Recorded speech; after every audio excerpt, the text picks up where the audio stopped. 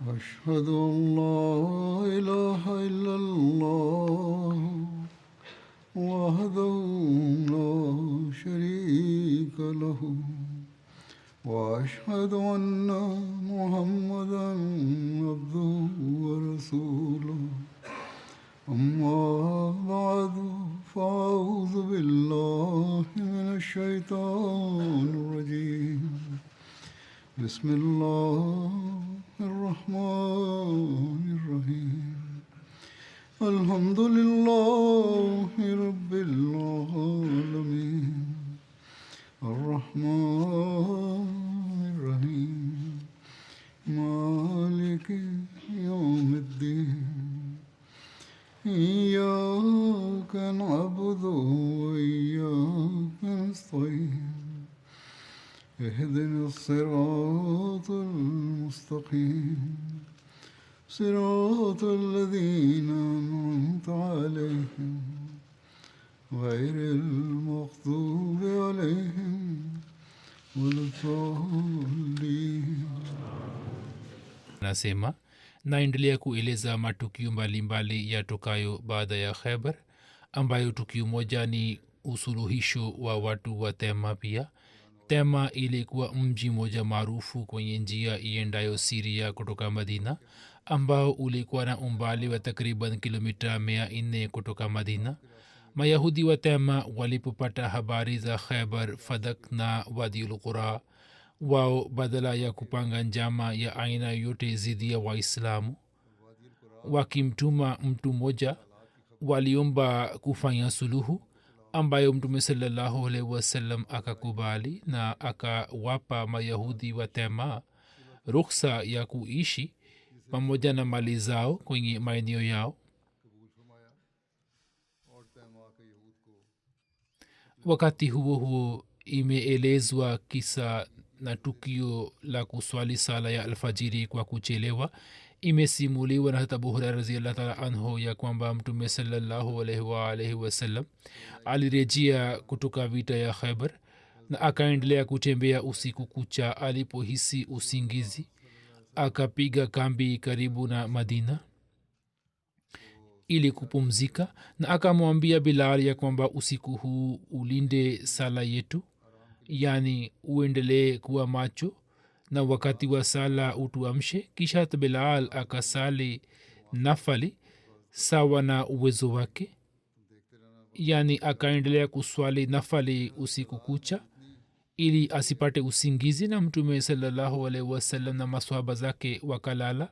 Wakati wa alfajiri ulipowadia, Bilal akielekea upande wa kupambazuka kwa asubuhi akaegemea kipando chake, ndipo usingizi ukamtawala Bilal, hali yeye alikuwa ameegemea ngamia yake. Basi Mtume sallallahu alaihi wasallam hakuamka, wala Bilal wala yeyote katika maswahaba zake aliyeamka hadi jua likatoka. Mtume sallallahu alaihi wasallam akatangulia kuamka na akapata wasiwasi na akasema, e Bilal. Bilal akasema, e Mtume wa Allah, wazazi wangu wajitolee kwako, roho yangu pia imezuuliwa na dhati ambaye amekuzuia wewe. Mtume sallallahu alaihi wasallam akasema, akatoa amri ya kuondoka kutoka kule. Hivyo wao wakatembeza kiasi vipando vyao. Kisha Mtume sallallahu alaihi wasallam akafanya wuzuu baada ya kwenda mbali kadogo. Kisha akasimama huko na akatawaza na akamwamuru Bilal, yeye akasoma ikama ya swala. Kisha Mtume sallallahu alaihi wasallam akawasalisha sala ya alfajiri. Mahala ambapo Mtume alikuwa amelala hakusalisha huko, bali akaenda mbele na kusalisha swala kwa pamoja. Alipohitimisha swala akasema kwamba mtu akisahau swala anatakiwa kuswali pale anapokumbuka, kwani Allah amesema ya kwamba simamisheni swala kwa ajili ya kunikumbuka.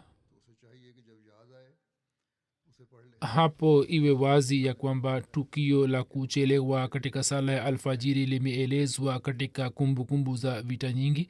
Baadhi wanasema ilitokea katika vita ya tabuk, wengine wametaja hudhabia. Yawezekana kwamba msimuliaji awe amesahau, hivyo ameeleza tukio la vita nyingine pamoja na hayo, au inawezekana kwamba itakuwa imetokea zaidi ya mara moja. Mungu anajua vizuri. Wakati wa kurejea kutoka madina, masahaba walikuwa wakisoma takbira kwa sauti ya juu. Kuhusu hiyo hata abu musa ashari anaeleza ya kwamba wakati wa kurejea kutoka madina, watu walipanda njia panda ya bonde moja, wao wakapiga takbira, allahu akbar la ilaha illallah. Mtume sallallahu alaihi wasallam akawaambia, punguzeni sauti yenu, nini hamuiti kiziwi fulani wala asiyekuwepo. Mwenyezi mungu ni mwenye kusikia pia na pia yupo, hivyo mwiteni kwa sauti ya kati. nini mnamwita ambaye ni mwenye kusikia sana na yupo karibu mno, nani pamoja nani? Na msimuliaji anasema kwamba mimi nilikuwa nyuma ya kipando cha mtume salallahu alaihi wasallam, hivyo mtume saa salam akasikia sauti yangu, nilikuwa nasema la hawla wala quwata illa billah. mtume sallallahu salam aliposema maneno hayo, nikasoma la hawla wala quwata illa billah, mtume akasikia sauti yangu na akasema, e abdullah bin qais. Nikasema ndiyo, nipo ya rasulallah. jina la abu musa ashari lilikuwa abdullah bin qais. Nikasema nipo ya rasulallah sallallahu alaihi wasallam. mtume sallallahu alaihi wasallam akasema, je, nisikuambie maneno ambayo ni hazina moja katika hazina za pepo? Nikasema ndiyo ya rasulallah sallallahu alaihi wasallam. wazazi wangu wajitolee kwako, bila shaka niambie. mtume sallallahu alaihi wasallam akasema, la hawla wala quwata illa billah. alisema haya ni maneno, yani mtu hana nguvu ya kuepukana na ubaya wala hana nguvu na uwezo wa kutenda wema isipokuwa kwa taufiki ya allah. basi mtume sallallahu alaihi wasallam akaelekeza upande huo na akasema, haya ni maneno makubwa ambayo yanamfanya mtu kuwa karibu na allah. kwa vyovyote vile safari iliendelea upande wa madina. jeshi la kiislam ambalo muharam hijria 7 lilikuwa limetoka madina likijumuisha fadhili za allah na mafanikio makubwa. siku za mwisho za mwezi wa safar au za mwanzo za mwezi wa rabiul awal likarejea na kufika madina. katika khaybar mtume saa salam aliishi muda gani, humo kuna hitilafu. hata ibni abbas anasema kwamba mtume salallahu alaihi wasallam aliishi khaybar miezi 6. katika muda huo alikuwa akiswalisha swala 2 kwa kuzijumuisha, na inapatikana katika riwaya zingine kwamba mtume aliishi huko siku 40. riwaya zinazoashiria kuhusu muda mchache ni zaidi. ushindi wa khaybar uliwaletea waislamu faida nyingi sana. athari ya msingi ya ushindi wa khaybar iliyotokea ni kwamba makabila mengi yazungukayo uarabuni ambayo hapo kabla yalikuwa yakijishughulisha katika kupanga njama dhidi ya islam na waislamu yakapata hofu, na mengine yakatuma ujumbe wa kufanya suluhu, na mengine yakaona ni kheri kwao katika kutii, na hivyo heshima ya kisiasa ya waislamu ikaongezeka sana. natija nyingine ya ushindi wa khaybar itokayo ni kwamba katika kisiwa cha uarabuni nguvu ya mayahudi takribani ilikwisha. mayahudi wa madina na mayahudi wa khaybar katika eneo hilo la uarabuni walikuwa wakifahamika kuwa alama moja ya nguvu ya kijeshi na kiuchumi, na walikuwa wamezidi mno katika kuipinga islam na katika bughza, kiasi kwamba kwenye kila vita maadui wa islam walikuwa wakisaidiwa na mayahudi. athari ya tatu ya msingi ikatokea katika uchumi wa waislamu wa madina. hat aisha, hat abdullah bin umar na masahaba wengine wanasimulia ya kwamba ilikuwa ushindi wa khaibar ambapo baada yake sisi tulipata chakula cha kutosha na kabla yake hatukuwa na uwezo wa kula kiasi cha kushiba. baada ya khaibar waislamu wakapata vifaa na bidhaa nyingi kiasi kwamba wao wakawarudishia ndugu zao answar mali na vitu ambavyo wao yani answar walikuwa wamewapatia ndugu zao wahajiri muda ambapo walikuwa wamehama makka na kuhamia madina. katika hilo kuna riwaya moja hat anas ambayo inaeleza hali yote. anasema kwamba wahajiri wa makka walipofika madina walikuwa na hali mbaya, hawakuwa na chochote, na ansar wa madina walikuwa na mashamba na mifugo. ansar wakagawa mali yao kwa njia hii ya kwamba kila mwaka nusu ya mavuno yao, matunda na vitu vingine walikuwa wakiwapa wahajiri. mamegat anas akampatia mtume mti wa tende wenye matunda. mtume salaa salam akampatia mti ule umme eman, hakuweka kwa ajili yake bali akampa umme eman. sasa wakati wa kurejea kutoka khaibar wahajiri wakawarudishia ansar mali zao. mtume salallahu alaihi wasallam pia akamrudishia mama yake anas mti wa tende. hat anas anasema nilipomwambia umme eman kwamba mti huu sasa sisi tumerudishiwa, ye akasema mimi sitarudisha kamwe. mtume saa salam alikuwa amenipatia mimi. huenda yeye kwa sababu ya mapenzi ya mtume saa salam alikuwa hataki kurudisha kitu alichompatia mtume. sababu ite iwayo akasema mimi sitarudisha. hata anas akaenda kumwambia mtume habari yote. hapo mtume salallahu alaihi wasallam akamwambia tume aman kwamba ume aman, wewe rudisha mti huo na badala yake mimi nitakupa miti mingi. lakini yeye alikuwa hakubali. alisema kwamba wewe ulinipatia mti huu ni wenye baraka tele, hivyo sitarudisha. hadi mtume akampatia miti kwa 10%, ndipo umeaman akarizia na kurudisha mti ule. katika historia inapatikana habari ya vita moja ambayo inaitwa ghazwa zatu riqa. ghazwa hiyo inaitwa kwa majina ya ghazwa maharab, ghazwa banu thalba na ghazwa banu anmar vile vile, kwani ghazwa hiyo ilikuwa imesababishwa na makabila haya.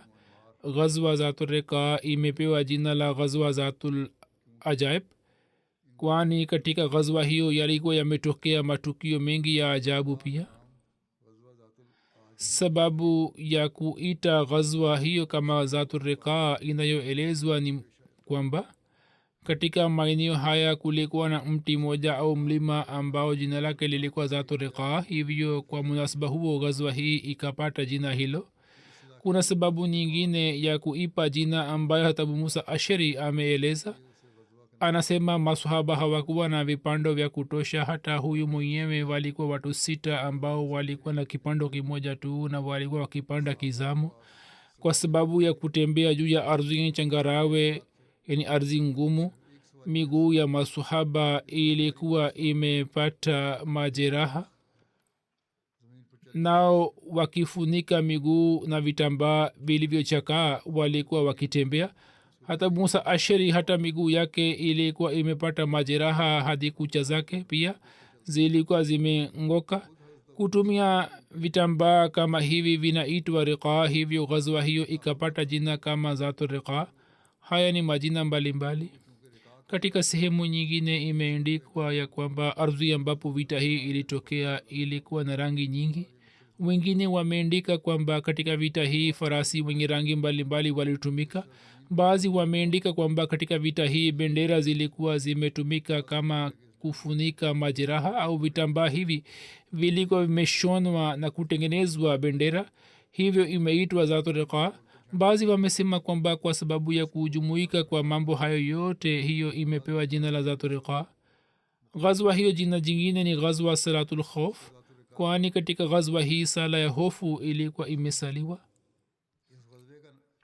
kuhusu tarehe ya vita pia kuna hitilafu sawa na vitabu vya historia na sera. ghazwa za turiqa ilikuwa imetokea hijria 4 au 5. hivyo ibn hisham akisimulia kutoka kwa ibn ishaka ameitaja vita hiyo kutokea katika mwaka wa 4 hijria, miezi mitatu baada ya ghazwa banu nazir. sawa na rai ya ibn saad ilitokea mwaka wa 5 hijra.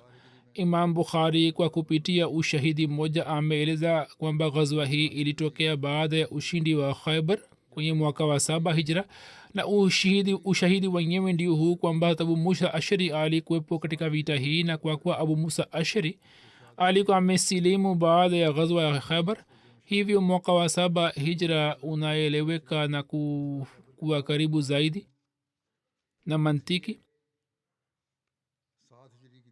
abu musa ashari alikuwa amesilimu baada ya khaybar na alikuwepo kwenye vita hii, hivyo tarehe hii yani mwaka wa 7 wa hijra ni sahihi zaidi. mirza bashir ahmad saheb pia katika sira ya khatam nabiyin ameeleza, amesema kwamba vita hii ilitokea baada ya ghazwa ya khaybar na katika mwaka wa 7 hijra. sababu moja nyingine ya kutokea kwa ghazwa hii ilikuwa ni ya kwamba katika maeneo ya najd baadhi ya watu wakiiba na kupora abiria walikuwa wakiwasumbua sana. watu hawa walikuwa hawasimami mahala pamoja, hivyo kupambana nao haikuwa kazi rahisi. nabii karim sallallahu alaihi wasallam akaamua kuchukua hatua stahiki zidi yao. sababu ya pili ya vita hii inayoelezwa ni ya kwamba mtu mmoja alikuja madina na bidhaa za kibiashara. watu wa madina wakanunua bidhaa kutoka kwake. yeye akawaambia waislamu ya kwamba banu anmar na banu thalba wamesha kusanya jeshi moja kwa ajili yenu, lakini nyini hamna habari yao. taarifa hiyo ikamfikia mtume sallallahu alaihi wasallam. hapo akamteua msimamizi juu ya madina na akaanza maandalizi ya safari. ibn ishaq anasema kwamba akamteua abuzar ghafari kama naibu, na ibn saad na ibn hisham wanasema kwamba akamteua uthman bin affan kama msimamizi, na mtume saa salam akaanza safari hiyo. kuhusu hali na namna yalivyotokea katika vita inapatikana ya kwamba mtume sallallahu alaihi wasallam pamwe na watu 400 au sawa na baadhi ya riwaya pamoja na watu 700 au 800 alitoka madina na akafika katika bonde la shukra. bonde la shukra lina umbali wa safari ya siku 2 kutoka madina. hapo akasimama kwa siku moja na akapeleka vikosi hapa na pale hadi usiku. vikosi vyote vikarejea nao wakatoa taarifa kwamba wao hawakumwona yeyote, nao wamefuta hata alama za miguu. kisha mtume sallallahu alaihi wasallam akatoka pamoja nao hadi akafika nakhal. nakhal ina umbali wa maili 62 kutoka madina. walipofika kwenye mahala pao pa kupiga kambi hawakumkuta yote isipokuwa kina mama tu. wanawake wakakamatwa. baadhi ya wanahistoria hawakueleza habari hii ya kwamba kina mama walikuwa wamekamatwa, bali wamesema kwamba hakuna aliyekamatwa, na watu mabedui wakakimbilia hadi milimani. walikuwa wakiona manzari nzima kutoka juu. kina baba wakakimbia na kina mama wakabaki huko, na jambo sahihi zaidi ni kwamba kina mama hawakukamatwa. hajaber anaeleza ya kwamba nabii karim sallallahu alaihi wasallam alitoka nakhal na akaenda kwenye zatu riqa ambapo akakutana na jeshi la ghatfan, lakini haikutokea vita isipokuwa kwa kuwa walikuwa wamesimama ana kwa ana. hivyo kila mmoja alikuwa na hofu ya mwingine, na fikra ikawa hivi kwamba adui wakati wote anaweza kuvamia.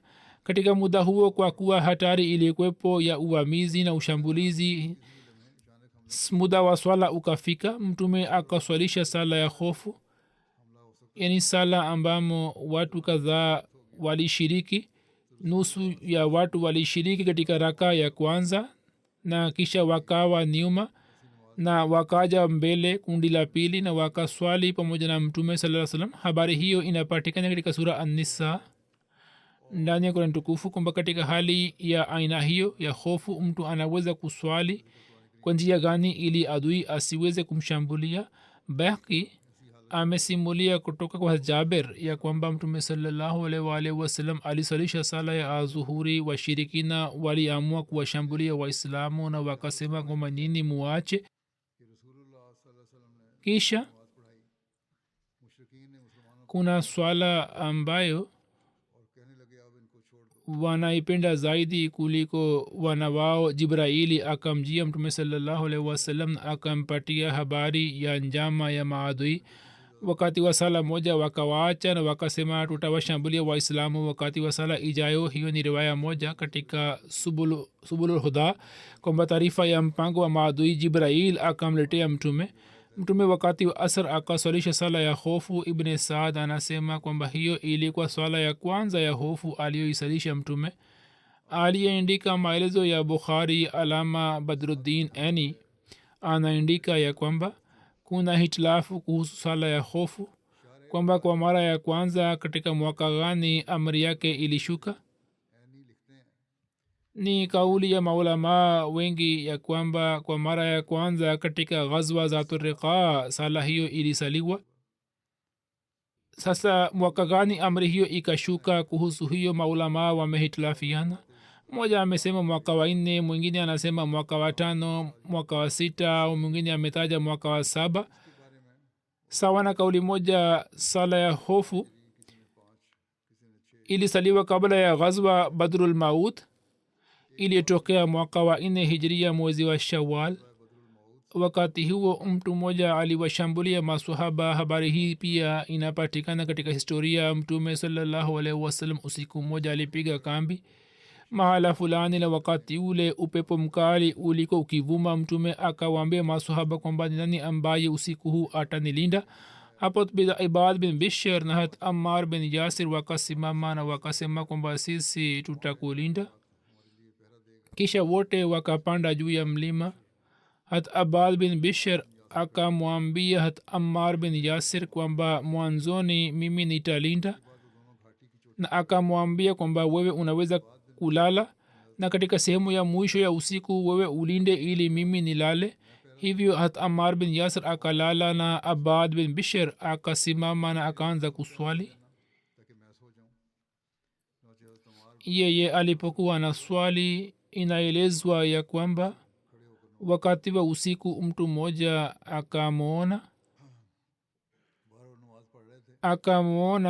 akaona kivuli cha abad bin bishr kwenye mlima alikuwa na swali adui huyu akafikiri kwamba ni mtu fulani wa waislamu ambaye anawalinda hiyo itakuwa fikira yake ye akarusha mshale kwamba huyu ni adui wetu mshale ukaenda kumpiga abad bin bishr hata abad bin bishr alikuwa na swali yeye akaondoa mshale na akautupa hakuvunja swala bali akaendelea kuswali na akangoa mshale na akatupa adui akampiga mshale wa pili na abad akangoa na akatupa kisha alipopiga mshale wa tatu damu nyingi ya abad ilikuwa imetoka ye akahitimisha swala na akamwamsha ammar bin yasir adui alipomwona mtu wa pili akakimbia hata ammar bin yasir akamwona hata abad bin bishr katika hali ya majeraha na akamuuliza akasema kwa nini hukuniamsha mapema abad akasema nilikuwa nasoma sura kahaf katika swala hivi moyo wangu haukupenda kwamba nisitishe usomaji wake huo ulikuwa ni uhusiano wa ajabu kwa allah na ilikuwa ni khilasi na unyofu shauku ya ibada ya watu hawa hakujali majeraha yake riwaya zingine zinasema kwamba hat ammar bin yasir ndiye aliyepigwa mshale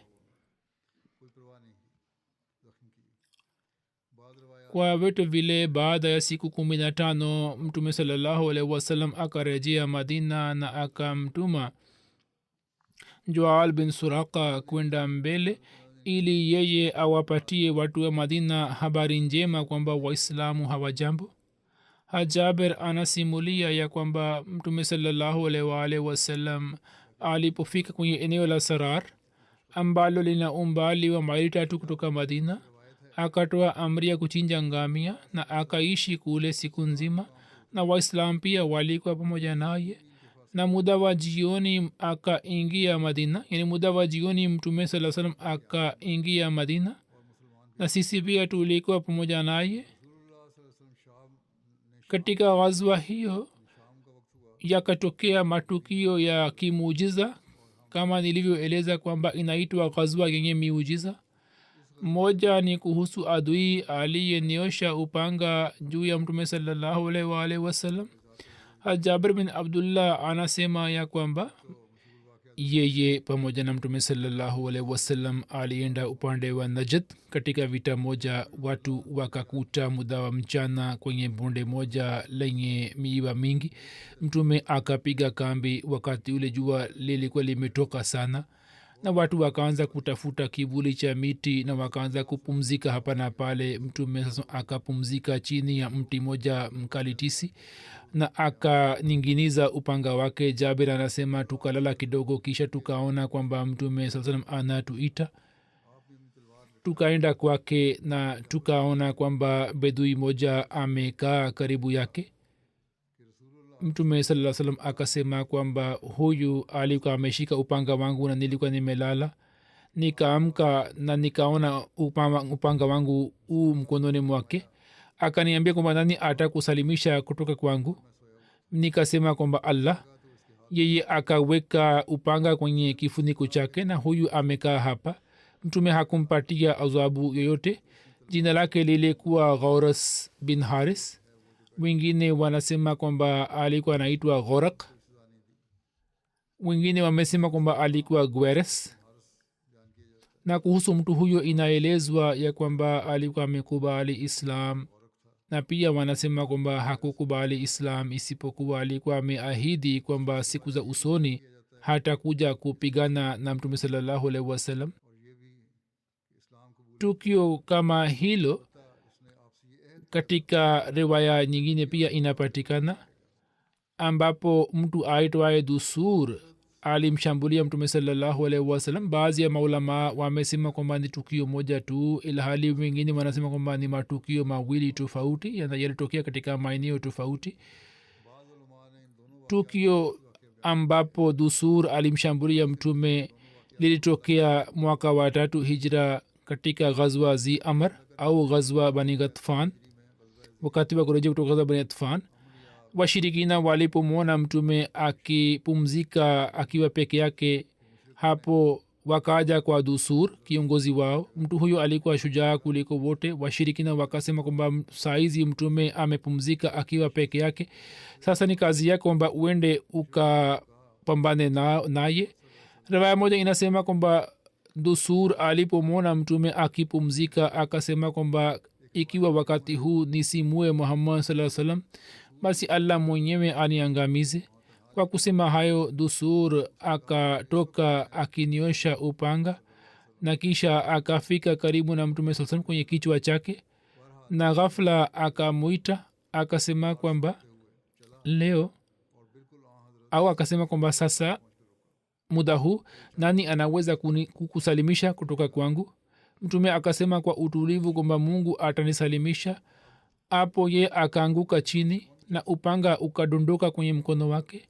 Mtume akashika upanga na akasema kwamba sasa nani atakusalimisha kutoka kwangu? Hapo Dusura akasema kwamba hakuna yeyote, hakuna anayeweza kunisalimisha. Mimi natoa ushahidi kwamba hakuna apasaye kuabudiwa isipokuwa Allah na Muhammad ni mtume wa Allah. Alisema kwamba wallahi, siku za usoni sitakuja kupigana zidi yako. Alitoa ahadi hiyo. Mtume sallallahu alaihi wasallam akampatia upanga ule, na riwaya moja inasema kwamba Dusur akaelekea kwake na akasema kwamba wallahi, wewe katika swala la kufanya hisani ni bora kuliko mimi. Mtume sallallahu alaihi wasallam akamjibu, ana hako bizalika minka, mimi nina haki zaidi kuliko wewe kwenye jambo hilo kwamba nifanye hisani. Na Dusur akarejea kwa kaumu yake, lakini hali yake ilikuwa imeshabadilika. Alikuwa akiwa hubiri. Dusur alisimulia tukio hili kwamba kuna nini kilichotokea pamoja naye, namna alivyoanguka ye anaeleza tukio hili anasema kwamba mimi nilimwona mtu mmoja mrefu nilipokuwa nimesimama nikishika upanga nikamwona mtu mmoja mrefu amekuja ye akanisukuma na mimi nikaanguka chini ndipo nikajua kwamba huyu si binadamu bali ni malaika hivyo nikakiri wakati ule ule kwamba hakuna apasaye kuabudiwa isipokuwa allah na muhammad sallallahu alaihi wasallam ni mtume wa allah anasema kwamba wallahi mimi sitafanya mpango zidi yake kisha akaanza kuwahubiri watu wa kaumu katika islam hilo pia limeendikwa sehemu moja wakati huo huo likatokea tukio moja la ndege hajaber anasimulia kwamba tulikuwa pamoja na mtume salallahu alaihi wasallam katika maswahaba mtu mmoja akamleta mtoto wa ndege na mtume saa salam alikuwa anamwona wakati huo mama wa ndege huyo au baba mmoja wao akajiangusha mbele ya swahaba huyo ambaye alikuwa amemkamata mtoto wake swahaba alikuwa amemkamata mtoto wa ndege na ndege mkubwa ambaye alikuwa baba au mama yake akaaja na akajiangusha mbele yake nikawaona watu wakishangaa kwa kuona hilo mtume akasema kwamba nini mnashangaa kwa kuona ndege huyo ambaye yu tayari kutoa uhai wake kwa ajili ya mtoto wake wewe umemkamata mtoto wake na yeye yani baba au mama yake yuko tayari kutoa uhai wake kwa ajili ya mtoto wake alisema wallahi mola wenu anawarehemuni zaidi kuliko ndege huyo ambaye amekuja kwa ajili ya mtoto wake mwenyezi mungu anawarehemuni zaidi pia tukio moja la mtoto limeelezwa aliyepona kutoka marazi yake ya kichwa jaber anasimulia kwamba tulitoka pamoja na mtume kwa ajili ya ghazwa za turika njiani mamoja akamleta mtoto na akasema ya rasulllah huyu ni mwanangu na amechanganikiwa mtume akafungua mdomo wake na akatia mate ndani yake na akasema adui wa mungu ondoka akamwombea akasema mimi ni mtume wa allah na akatamka maneno hayo mara tatu kisha akamwombea mama kwamba nenda naye huyu hatapata shida hiyo tena kuna tukio moja mayai matatu yalipata baraka yalikuwa mayai ya mbuni hajaber anasimulia katika ghazwa za turika urwa bin zaid harsi alileta mayai matatu ambayo yalikuwa mayai ya mbuni alisema jabar chukua mayai haya na upike mimi nikapika kisha nikaleta kwenye bakuli moja kisha nikatafuta chapati lakini sikupata mtume saa salam na masahaba wakaanza kula mayai bila chapati hadi wakashiba na katika bakuli mayai yalikwepo kama yalivyokuwa mwanzoni kisha masahaba wengi wakala na kisha sisi tukaenda mbele katika safari hii kuna habari au kisa cha ngamia moja aliyeshtaki mmiliki wake jaber anasimulia kwamba tulirejea kutoka ghazwa za turika hadi tukafika hara ngamia moja akaja kwa mwendo kasi na akaanza kupiga kelele mtume akasema kwamba je mnajua kwamba ngamia huyu amesema nini huyu anamshtaki miliki wake tangu miaka mingi anaendelea kumtumia kwenye shughuli zake na sasa ana nia ya kumchinja jaber nenda kwa miliki wake na umlete kwangu jaber anasema kwamba nikasema mimi sijui kwamba miliki wake ni nani mtume akasema kwamba ngamia atakuongoza hadi miliki wake mwache ngamia atafika kwa miliki wake ngamia huyo akampeleka kwa miliki wake anasema kwamba mimi nikamleta kwa mtume saa salam akaongea naye na mtume saa salam akasema kwamba uuze ngamia huyo kwangu ye akamuuzia mtume salallahu salam na mtume salam akamwacha huru katika safari hii ngamia wa jaber alipotea. tukio hili pia linapatikana katika historia. imesimuliwa na jaber kwamba katika usiku wenye giza ngamia akanipotea. nikapita karibu na mtume akasema imekwaje? nikasema kwamba ngamia yangu amenipotea. mtume akasema ngamia yako ni sehemu fulani, nenda ukamkamate. nikaenda lakini sikumkuta. nikarejea na nikamwambia. mtume akasema kwamba nenda utamkuta pale pale. nikaenda tena lakini sikumpata. hapo nikarejea tena. mtume sasa akanihurumia na akasema kwamba twende. akaenda pamoja nami hadi tukafika karibu na ngamia, na mtume akanishikisha ngamia huyo.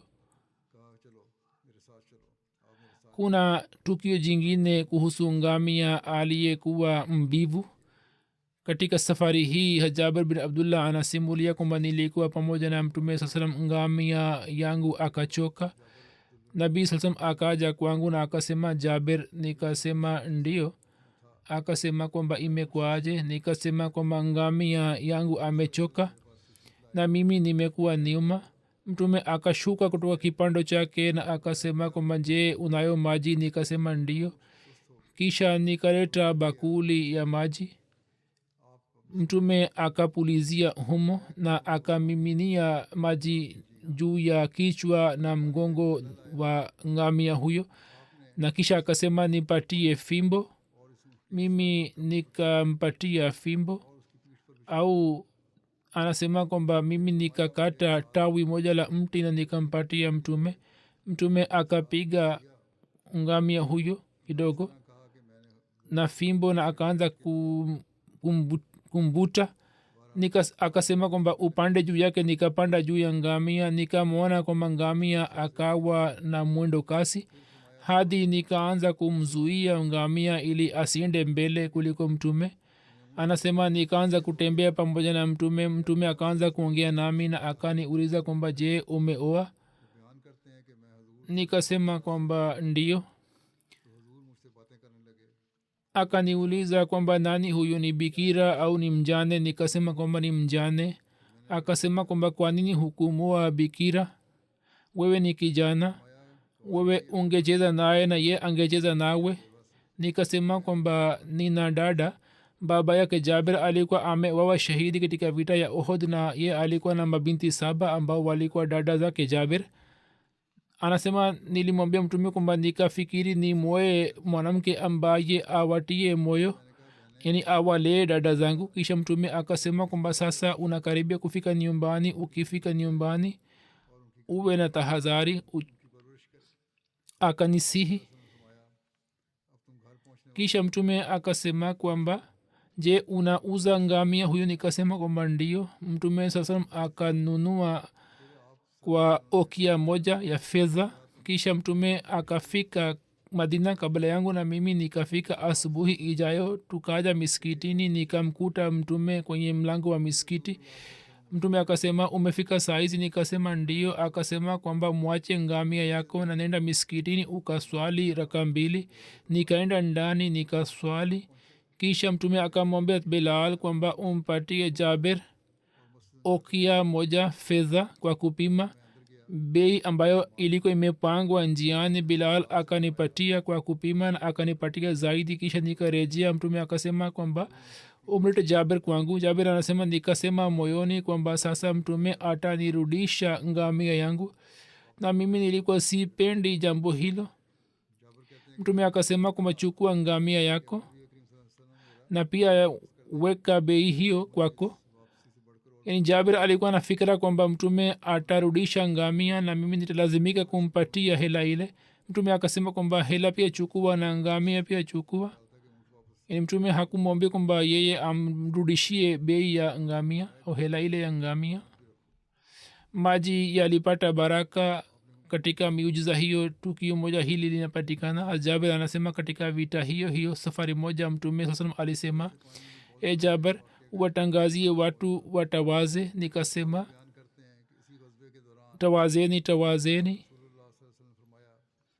mimi nikawatangazia watu. anasema kwamba nikasema kwa mtume sallallahu alaihi wasallam kwamba katika msafara hakuna hata tone moja la maji wakati huu.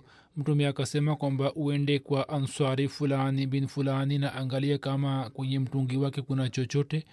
Anasema nikaenda kwake na nikaona kwamba kwenye mitungu yake katika mdomo wa mtungi moja kulikuwa na maji kiasi kadogo.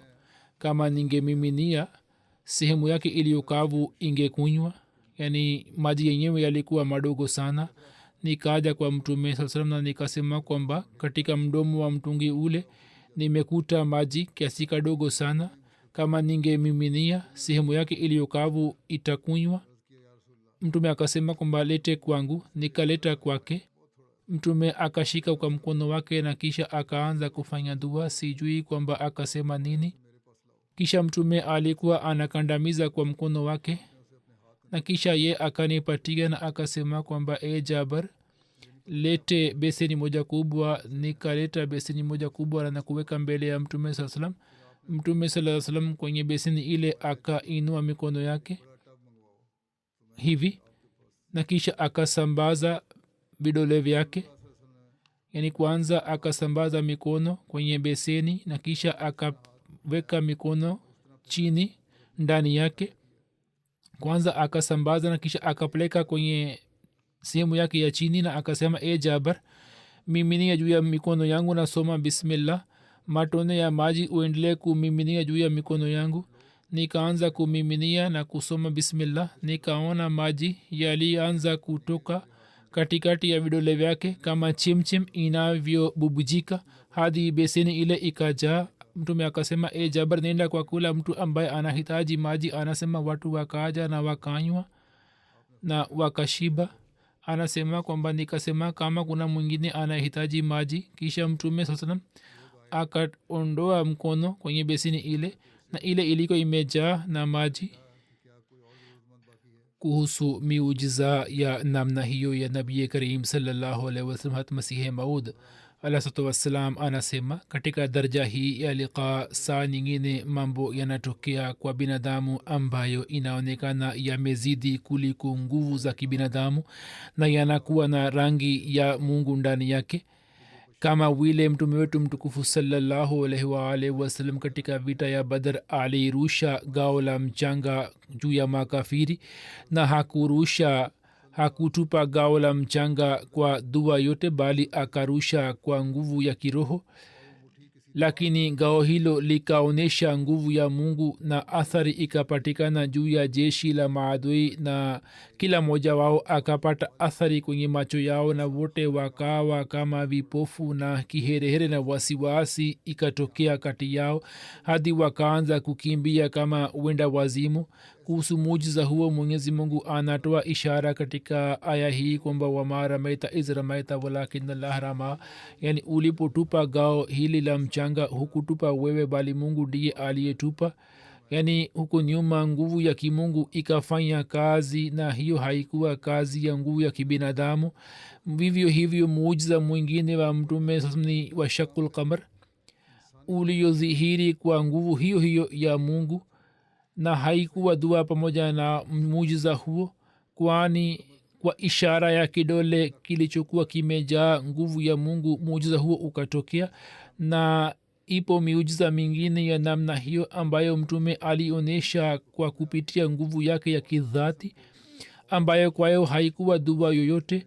Mara nyingi maji kiasi kadogo yaliyokuwa kwenye bakuli moja, kwa kuingiza vidole ndani yake akayaongeza kiasi hicho kwamba jeshi na farasi na ngamia wakanywa na maji hayakupungua hata kidogo. Na mara nyingi kwa kuweka mkono juu ya chapati 2-4 akawashibisha maelfu ya watu wenye njaa na kiu. Na saa nyingine kwa kutia baraka kwa mdomo wake maziwa kiasi kadogo akashibisha jamaat nzima. Na saa nyingine kwa kutia mate kwenye maji yenye chumvi akayafanya kuwa matamu sana. Na saa nyingine kwa kuweka mkono juu ya wagonjwa akawaponya. Na saa nyingine mboni wa macho ambao ulikuwa umetoka kwa sababu ya vita, kwa baraka za mkono wake akausawazisha. vivyo hivyo akafanya mambo mengi kwa nguvu yake ya kizwati ambayo ilikuwa imesaidiwa na nguvu ya mwenyezi mungu. allahuma salli ala muhammadin wa ali muhammad wabarik wasallam innaka hamidu majid.